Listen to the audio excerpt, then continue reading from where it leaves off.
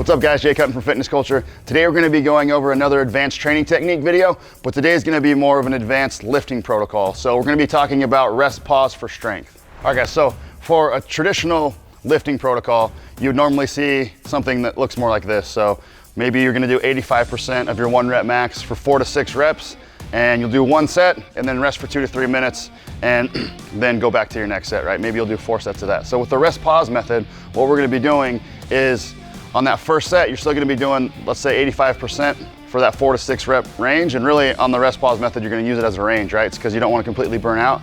So you'll do 4 to 6 reps, then you're going to sit up, rest for 20 seconds. On our second set, we're going to be doing 2 to 3 reps. Then we'll rack it, sit up, rest for 20 seconds again. And our very last set, we're going to be completing 1 to 2 reps. The reason that the training technique is great is that you obviously are going to be able to do a lot more volume during your training session with a higher percentage of your 1 rep max.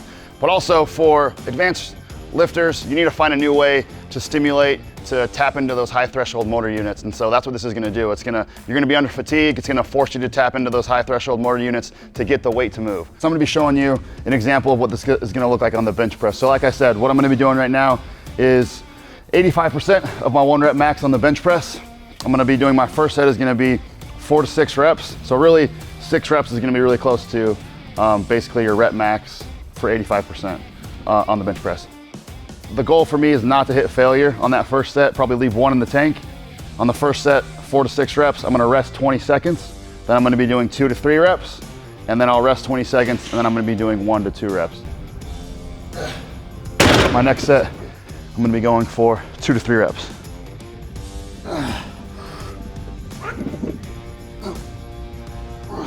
gonna do my final set, rest for 20 seconds, and shoot for 1 to 2 reps on this last set.